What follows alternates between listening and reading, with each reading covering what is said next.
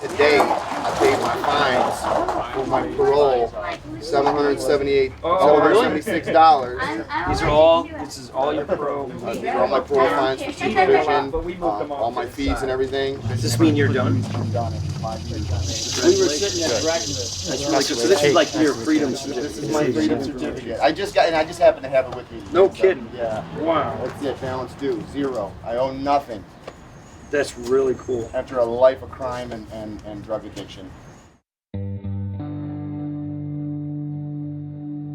When I walked into that courtroom, they shackle you. I hadn't shaved in a couple of weeks. Looking bad, looking broken. When I walked in, I saw my wife. She wasn't my wife anymore. She had already divorced me in the midst of all this stuff. And so why she was there, I have no idea. But she still loved me. We had kids together. She still loved me. He sentenced me to 2 years. He dropped the gavel. And I'm like, oh my gosh, my life is over. That was it. I was done.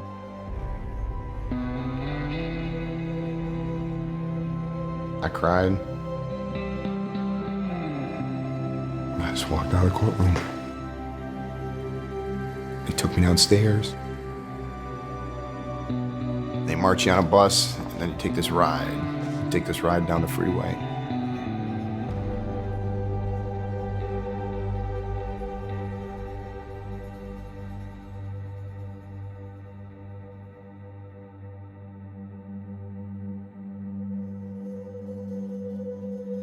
And there's a noise that you never forget. When the bus drives in, and the gate shuts and it's real slow.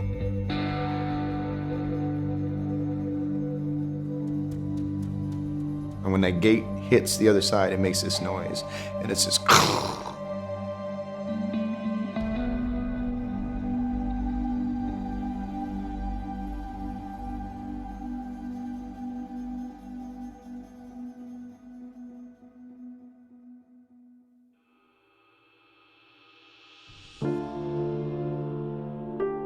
I'm the youngest of 9, so I was kind of left to fend with my brother for ourselves.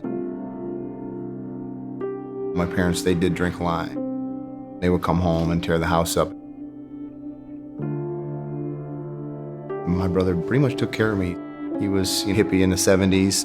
I used to tell on him for smoking pot. I was in 4th grade and I had stayed home sick from school, and he had come downstairs. He goes, I know you're not sick. And he goes, I'm going to tell on you. He lived in the attic, and I went up there, and there was this glass jar with a bowl on it and a tube. And if you're going to tell on me, you should know what you're telling on me for. And I smoked reefer for the first time in 4th grade.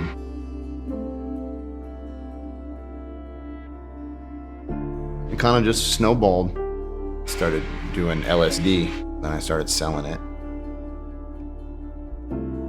I started freebasing and realized that I loved it.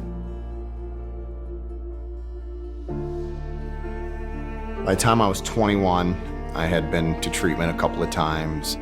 Within 6 months, I was full-on junkie again. I met the girl that I married, the mother of Riley and Maddie. I hid it from her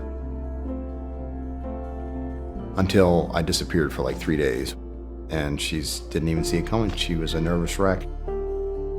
My desire in my heart is to help people, so when I see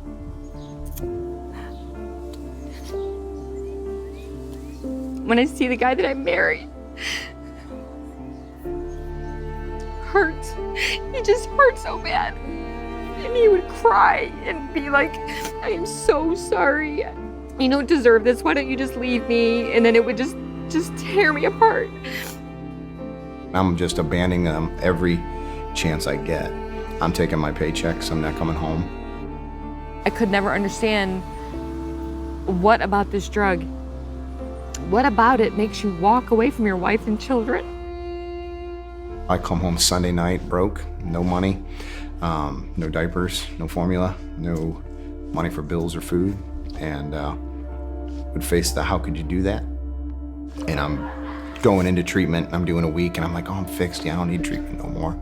And I'd stay sober for a couple weeks, and this was the track record. It went on for 10 years. My wife stuck with me for 10 years. Rock bottom was probably when he ended up doing time and went to jail. And that's when I finally had gotten out of my mom's house, lived on my own, was working, paying my own bills, and moving on. I was done. Got in enough trouble to see a judge again, and there was no, I can't give you any more chances, Mr. Bradford. We have to incarcerate you, and hopefully that will be what you need. Good luck to you. And that was that. And so I went to prison. My wife divorced me. I came out. I'm getting high again, but I'm not just getting high a little bit. We're bordering on overdose just about every day. Every time where your mind's a little bit clear, we haven't gotten high in a few hours, you're thinking about the kids that are at home in their bed, missing their dad. That's crazy. And so you dull it. And it's a cycle. Inside you pray. You're like, I want to live.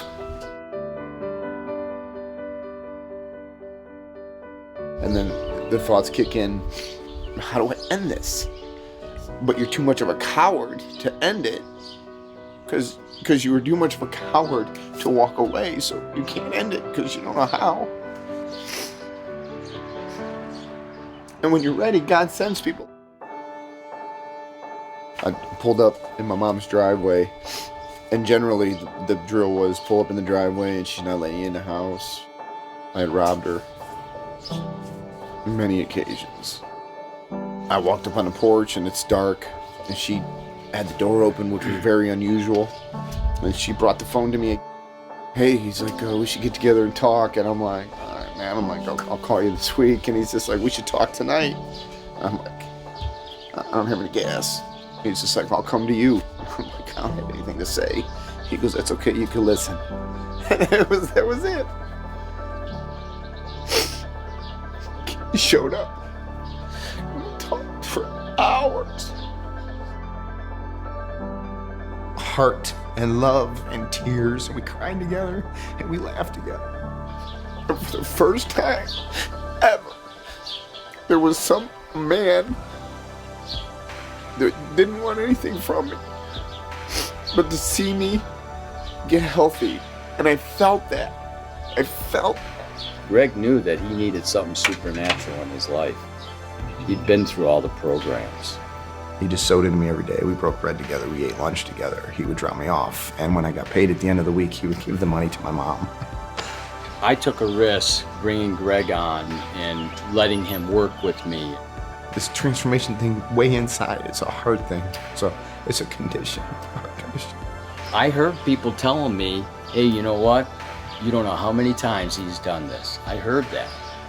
I did it in faith, and faith and risk go hand in hand. I just focused and said, I don't want to do this anymore.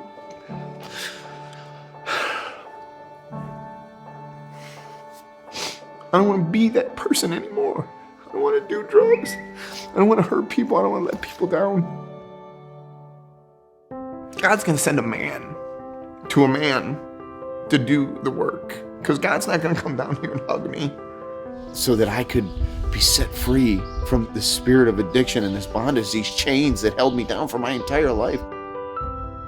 We just had our 3rd year anniversary of being remarried again.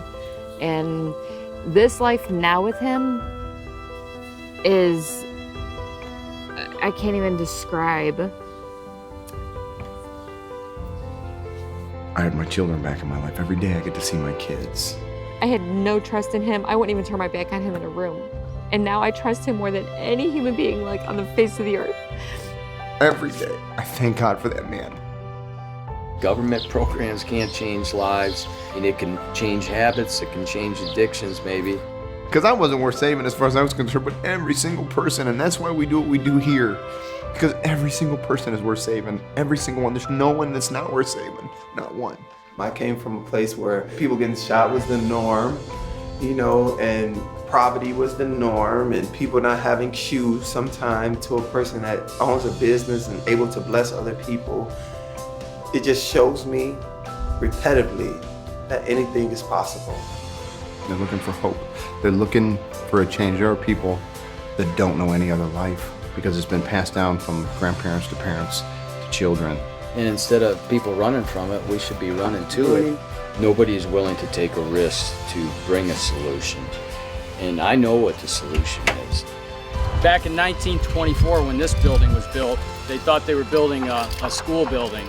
Little did they realize that they would actually be building a church that would house a treatment center for people that were homeless and addicted to drugs. This is where we're thinking about actually housing the homeless, but you can see that it's going to take a lot of work. So you don't have to live this life no more. Come on, you don't have to live under this bridge no more. Come on, you don't have to be beat by your husband no more. You can come here, okay, and you can get the love and the attention and the treatment that you need properly. They're going to know that they're coming to get loved. It's not going to be just a place to bed down. It's going to be a place to come get loved and a place to get on their feet, because they're going to work with us to get us back to being productive members of society, paying our taxes, living in a house, having a family. That's the American dream. The dream is this. I know where I came from. I know that had maybe there been something like this for me to go to in the area, maybe, just maybe I could have got cleaned up and helped a lot earlier.